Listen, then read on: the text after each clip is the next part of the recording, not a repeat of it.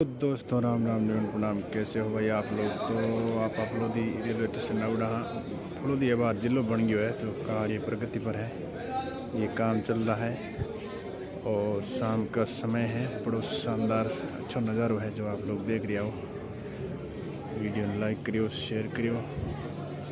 RJ43 जिला फलोदी आपका हार्दिक स्वागत करता है।